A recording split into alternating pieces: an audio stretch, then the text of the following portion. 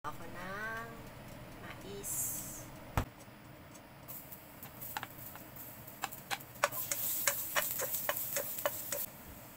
Kaya unti-unti lang ito. Hindi pa ako namamalingkit.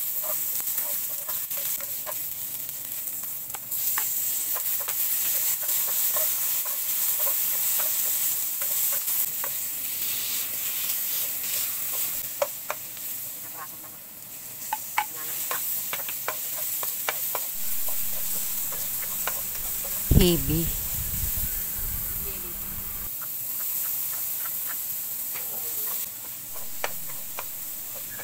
Nilagay ko na po ang mais.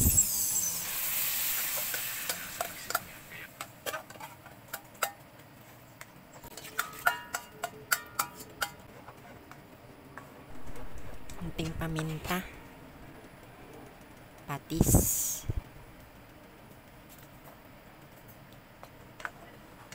Lagyan ko ng cubes, chicken cubes. Para malasa. Takpan natin para maluto pa yung mais. Dinagdagan ko ng tubig para madaling lumambot yung mais. Pinakulaan ko lang kanina ng kaunti. Masarap nito, malambot na malambot. Kailangan malambot na malambot siya. Takpan natin para kuluan. Mabuti yung mais. Para mabilis lumambot ang mais. Nakuluan na po, kaya inilagay ko na yung malunggay. Malambot na yung mais.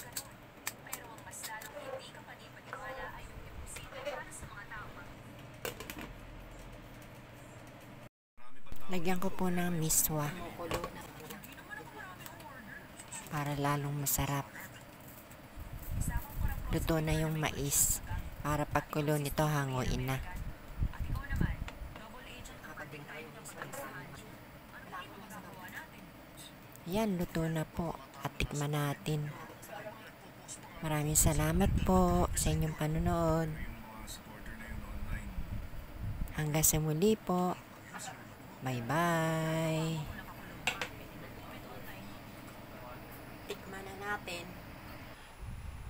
Mais na may miswa, malunggay. Pinit. Sarap. Malasa dahil dun sa chicken cubes.